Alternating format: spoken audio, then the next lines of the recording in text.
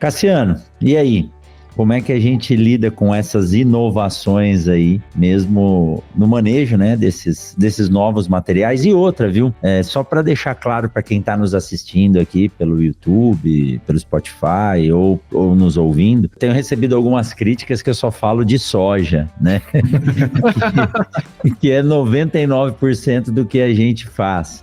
Mas isso se expande para as outras culturas, né? Graças a Deus está aumentando a demanda das nossas ações para o algodão, é uma cultura muito tecnológica também, e o milho nem se fala, o milho está passando por algumas mudanças interessantes aí, tá? Então, Cassiano, você pode falar da soja, mas se tiver aí alguma dica para as outras culturas, pode falar também. Até acho que para não deixar de falar, vamos falar primeiro das outras culturas, né?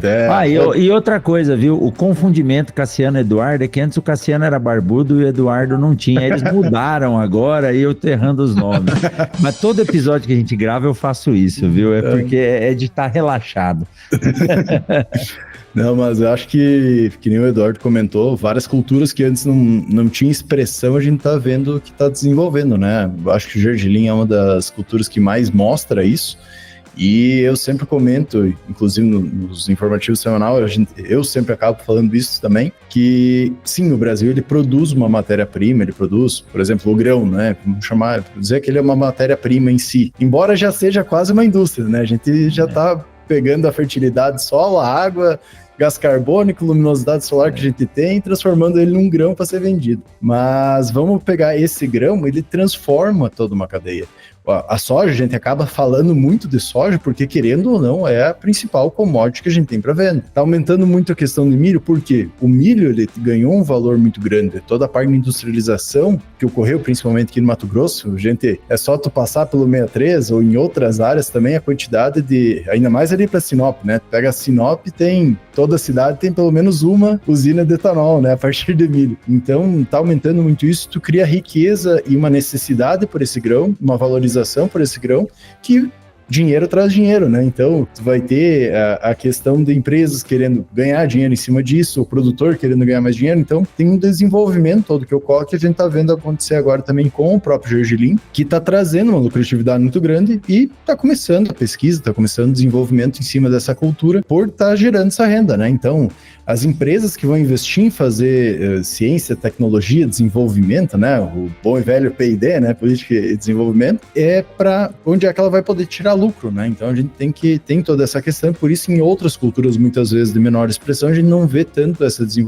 desenvolvimento, porque basicamente se uma empresa vai querer colocar uma biotecnologia, que nem a gente estava comentando dos que tem dentro da soja, e que já estão olhando para 2036, 38, que o professor comentou, né? Que já tem diversas outras e antes dessa, de chegar em 38, já tem outras que já estão previstas dentro de 2030, até 2030, né? Então, a gente vê que o mercado está desenvolvendo, por quê? Porque traz rentabilidade para a empresa que produz e para o produtor, ou quem vai utilizar, vamos dizer assim, essa tecnologia também tem benefícios, né? Então, é um ganha-ganha, como a gente comenta, né? Dentro do milho, que nem foi comentado, tem diversas questões. Foi ali que começou principalmente a questão do lagarta, né? Então a gente teve desenvolvimento que depois veio para a soja. Hoje está estagnado, mas já tem outras tecnologias, como o short corn, se não me engano é o nome, que é o milho mais baixo para um potencial de mais plantas, uma maior produtividade, além de outras biotecnologias inclusas. A gente tem diversas coisas entrando, novas biotecnologias, como também tem dentro da soja, mas pegando esse apanhado geral, novas biotecnologias, novas tecnologias, novos produtos biológicos, tudo novo que está entrando a todo momento. E por que a gente acaba muitas vezes não sabendo direito o que fazer, ou como foi comentado antes pelo professor, pelo Eduardo, parece que tá todo mundo meio perdido e cada vez precisa mais especialistas, né? O que eu observo, pelo menos, é que a gente tá num país que é tropical, uma média 2 safras, tanto no sul quanto no norte. É difícil o local que não faz 2 safras, né? Só lá no sul, claro, tem áreas que o pessoal não bota trigo porque não quer colocar, não porque não produziria, né? Mas a gente tem uma intensificação muito grande dentro da nossa agricultura, e essa intensificação faz com que tanto doenças quanto pragas começam a se desenvolver cada vez mais, então começa a ter mais gerações, com essas gerações a mais, tu acaba tendo mutações, e com essas mutações vai tendo resistência muitas vezes vezes um inseticida, as plantas ou herbicida, porque a gente acaba fazendo sempre o mesmo manejo, que é o mais fácil, que antes ficava 10, 20 anos e não mudava aquele manejo e estava tudo certo. Agora a gente está vendo que muitas vezes 2, 3 anos, tu já não tem mais a resistência que estava prevista para tu ter 10, 20 anos, né? Que é o que a gente está observando com as biotecnologias. O milho mostrou isso muito para nós, com o pessoal não fazendo, por exemplo, refúgio, que tem a questão que tu vai ter, sim, uma grande quantidade de insetos, mas só vai ter inseto que ficou resistente, né? Se tu não botar o refúgio. Antes eles iam se acasalar, digamos assim, e trazer uma prole que muitas vezes não seria resistente, mas não é o que a gente observa. O produtor vai pelo mais cômodo. Infelizmente, o que vai trazer uma maior rentabilidade para ele mais rápido. É isso que a gente observa no dia a dia, né? Então, busca-se essa necessidade por novas tecnologias que acaba tornando mais caro, porém, o produtor está tendo uma rentabilidade boa, então continua tendo. E com isso, pensando em produtos, biotecnologias, etc., que eu vejo que está desenvolvendo, né? Porém, pensando nos profissionais, que no caso entre nós, os especialistas e tudo mais, que o professor, o que eu observo é que cada vez mais a gente está tendo que aprender o básico de novo.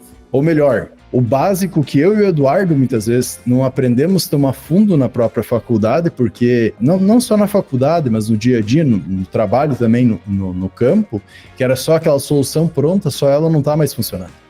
Porque tu tem que agora tentar entender o que realmente está funcionando e o que aquela tecnologia desenvolve ou não na planta, para tu entender como tu vai pegar ela e dizer se funciona ou não, como ela vai funcionar para posicionar. Porque que nem eu comentei antes, ficava 10 anos com o mesmo manejo, ele funcionava, tu tinha aquela receita de bolo, tocava, autora, né? Hoje é que nem informática, muda do dia para a noite. Exatamente. Né? Então essa parte, receita de bolo, o produtor já sabe, que é já o que o Eduardo comentou. Tu tendo alguém...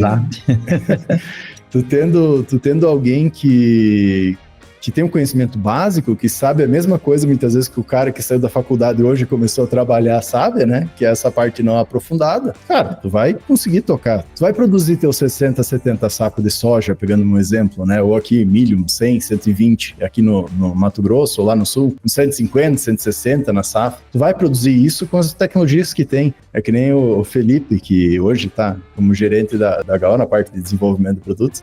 Ele comentou no episódio que eu fiz lá no Posicionando Soja. Ele falou, pode pegar qualquer material que tem hoje e jogar a população que tu quer. Duvido tu produzir menos que 30, 40 sacos, que era alta produtividade 30 anos atrás.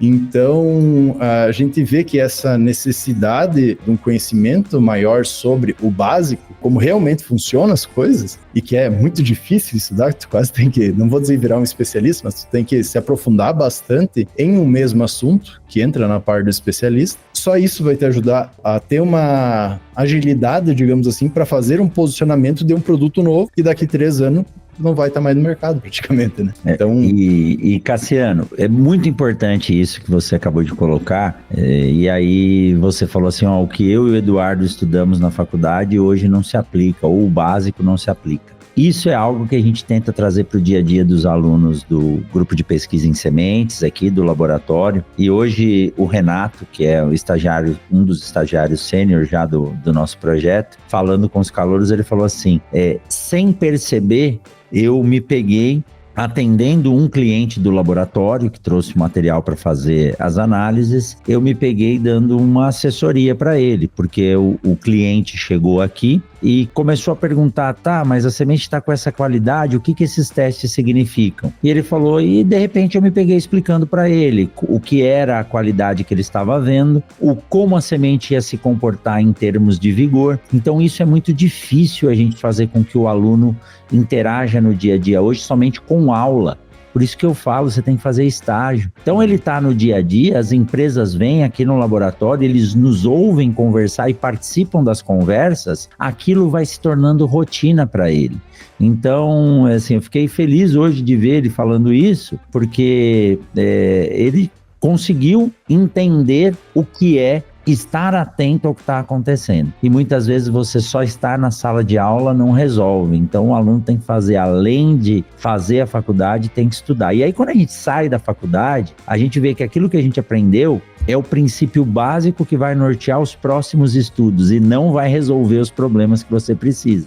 Eu acompanho vocês e vejo o dia a dia, né? Estudando, lendo, então você está trabalhando e o produtor está atento. Como eu disse, tem o pai de um professor amigo nosso aqui da universidade, ele é o coordenador de curso, ele diz que quando o agrônomo chega na fazenda dele, ele começa a perguntar sobre bolsa de valores, buchas, se o cara não responder, ele vira as costas e vai embora e nem deixa o cara perguntar ou trazer o que ele está trazendo, né? Então, não é mais como antigamente que as coisas você aprendia e perduravam, tem que estar atento todos os dias.